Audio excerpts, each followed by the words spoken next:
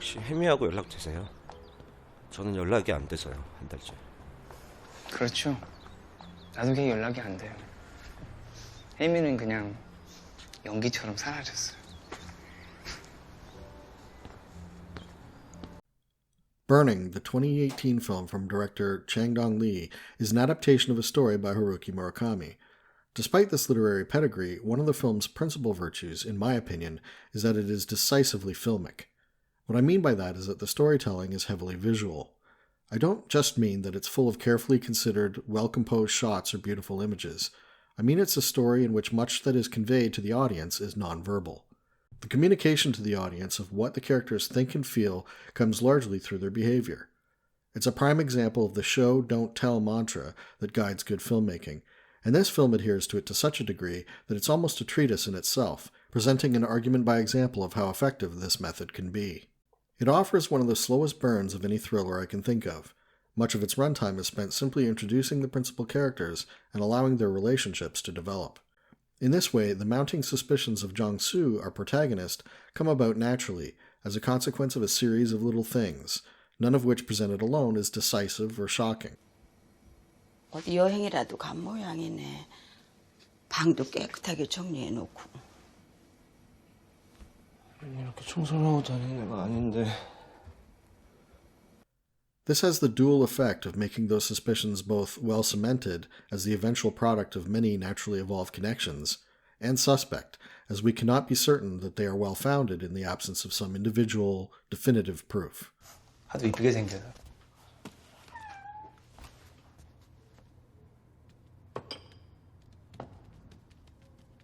Our strongest case for his position is that we ourselves have developed the same suspicions in response to the same evidence, and are thus disposed to thinking him correct via our own bias. The story concerns Jong-su, a rather aimless young man with vague notions of becoming a novelist.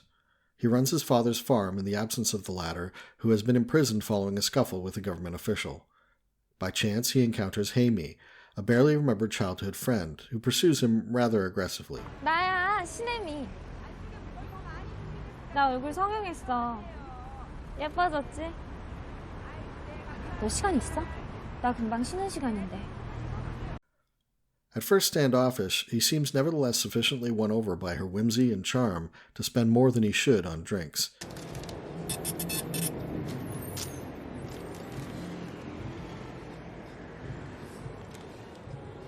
And to agree to care for her cat when she travels to Africa to satisfy her great hunger, the longing for meaning in life. 영어로 헝거. 리틀 헝거와 그레이트 헝거. 리틀 헝거는 그냥 배가 고픈 사람이고 그레이트 헝거는 삶의 의미에 굶주린 사람이래. 옛날에 나 못생겼다고 한 거. 정말? 내가 그랬었다고? 어느 날 학교에서 집으로 오는데 갑자기 네가 길을 건너오더니 그렇게 말했잖아. 너 진짜 못생겼다고. 그게 중학교 다닐 때 네가 나한테 한 유일한 말이었어. What their exchange means to each of them is a matter we are invited to conjecture. She mentions a childhood insult from him that she seems to imagine she can obliterate by making him desire her. He doesn't even recall making the comment. When they have sex, it seems like a casual but cathartic experience for her, but for him, a logical first step in developing greater intimacy. This is her victory over a slight to her self-image. For him, it's an awkward and possibly first experience in lovemaking.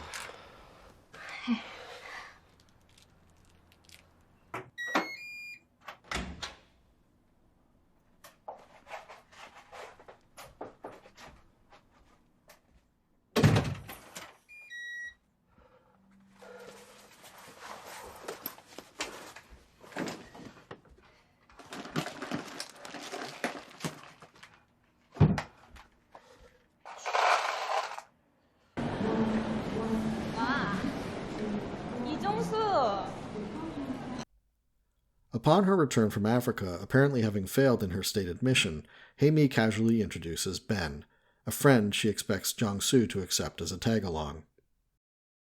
What is Jong-su to make of this? What do we make of it? It's here that the film begins in earnest to demand of the viewer their own input, assessing the behaviors of the characters to decide for ourselves not only what they are thinking, but also what they think of each other. Ben is confident, wealthy, attractive, a rival for Hae-Mi's affections in effect, even if not by intention, and that remains ambiguous. If he is a rival, he's one with obvious advantages. Ben carries himself with a sort of arrogant self-assurance that isn't entirely off-putting because he at least appears to be genuinely interested in other people. Jong-su's circumstances couldn't be further afield from Ben's, living in a largely defunct farm with a broken family within earshot of ceaseless North Korean propaganda broadcasts.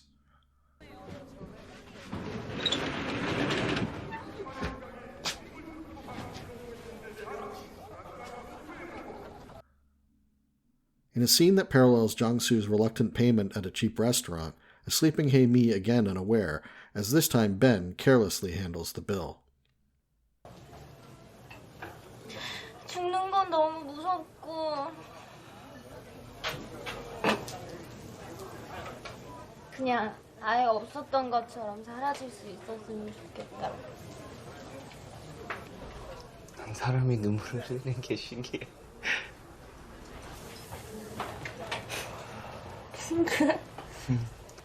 왜요? 왜냐면 It's clear enough that moments of profound emotion and importance to Hae-Mi seem trivial to Ben, and he's thoughtless of her feelings. She's a flake, and he seems amused by her, but not moved. It also appears that Jong-su is painfully aware of this, and embarrassed on her behalf. It's hard to say whether Ben considers Jong-su an interesting potential friend or a laughable toady. As the story progresses, he appears to adopt both of these attitudes. 내 이야기를 해주고 싶어요.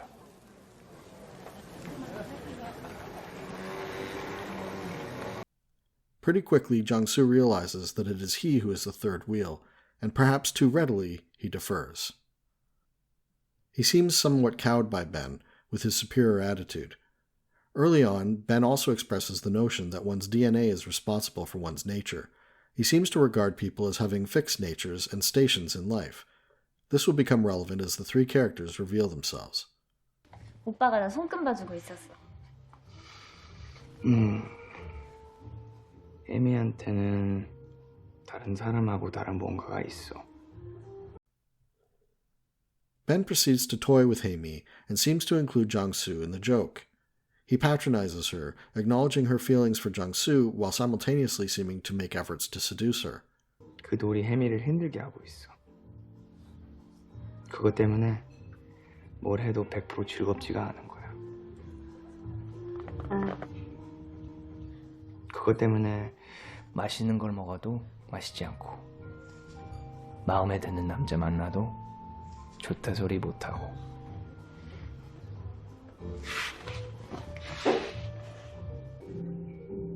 이건 진짜 말로 설명할 수가 없어요. 직접 봐야지. He understands Hae-Mi perhaps better than Jong-su does, but he finds her laughable. He puts her on display to his friends and seems to enjoy the awkwardness, the embarrassment, and Hae-Mi's obvious failure to notice she is being made a laughingstock.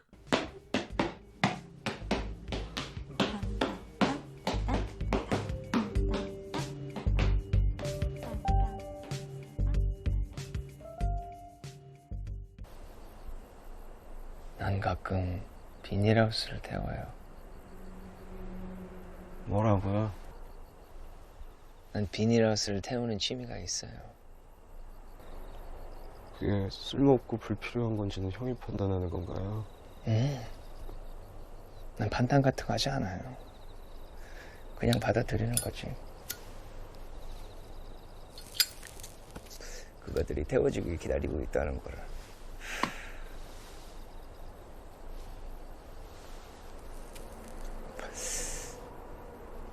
그건 비 같은 거예요. 비가 온다. Ben likens himself to a force of nature, cleansing the world of useless carcasses. He comes across as psychopathic, and one cannot help but wonder if his burning greenhouses are a metaphor for a more frightening target. This harkens back to his earlier statement. 내가 요리를 좋아하는 건 내가 생각하고 원하는 걸 내 마음대로 만들어낼 수 있어서요. 그리고 더 좋은 것은 내가 그거 먹어버린다는 거지. 인간이 신에게 재물을 바치듯이. Asked to explain, he dismisses this as metaphor, but this can be taken two ways. A metaphor for what? It isn't clear which part he means to be purely figurative. Does he see himself not really as a god, but deserving of food indulgences? Or does he see food as not really the offering the god he is demands? Hae-Mi had also made reference to feeding one's own hunger when she explained her pantomime orange to Jong-su. She had equated the eating with learning the mysteries of existence, and claimed that the key was to forget the fruit did not exist. This lends a nihilistic air to Ben's pursuits. There is no enlightenment to be achieved, no state of grace for the faithful. There's just Ben, the force of nature, and those who happen in his path. 마치 처음부터 존재하지 않았던 것처럼 사라지게 할 수 있어요. We begin to get a picture of their distinct characters. Hae-Mi, the needy, insecure girl, forever searching for validation while not really believing it possible. Ben, prepared to sacrifice others to his ego, finding meaning in the relative position in which this places him to those around him. Jong-su, as an avatar for the audience, quickly develops the suspicion that Ben is dangerous. He makes a habit of checking local greenhouses, but as time progresses, one gets the sense that Ben may have been pulling his leg. Or, speaking metaphorically, or, as he's left his lighter for Jong-su, perhaps his intention was to inspire him to commit the arson himself. It seems as though Ben mistakenly recognizes in Jong-su a kindred spirit, perhaps because he too seems to be taking advantage of Hae-Mi and her vulnerability. It hadn't occurred to him that someone might genuinely feel for the girl. 나는 혜미를 사랑하고 있어요.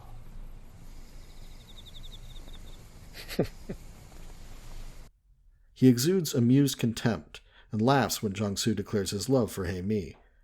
The idea is preposterous to him, and this perhaps also indicates on some level that he thinks Jong-su, like himself, is above her.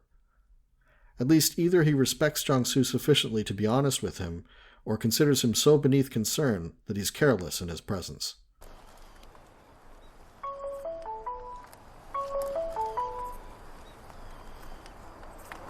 여보세요.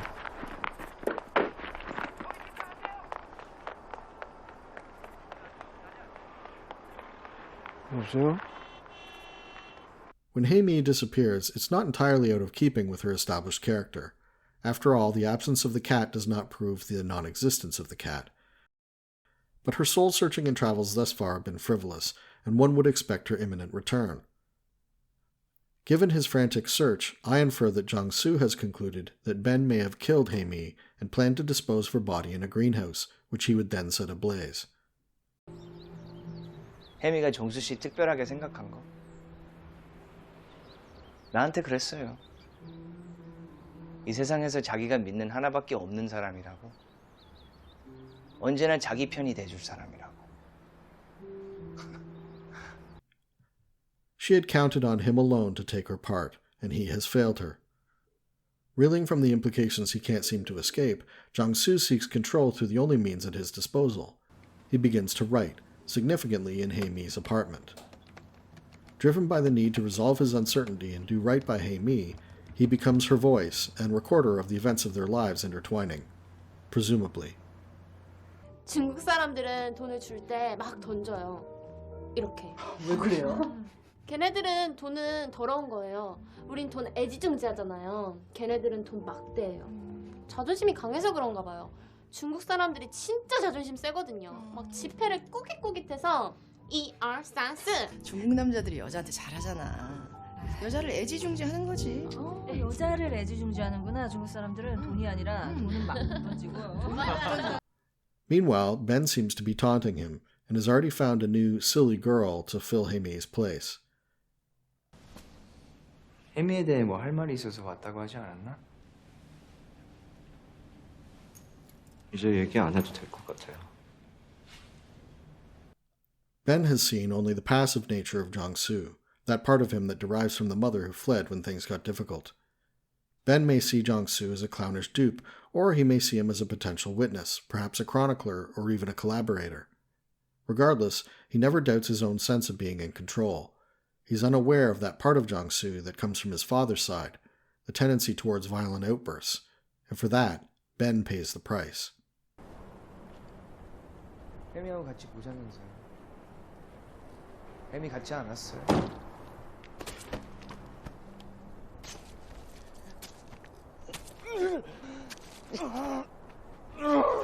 When Jong-su burns his body, he replicates the lesson Ben himself taught. Like the decrepit greenhouses, Ben had become a corrupted thing, no longer of use, and his purging was a cleansing act.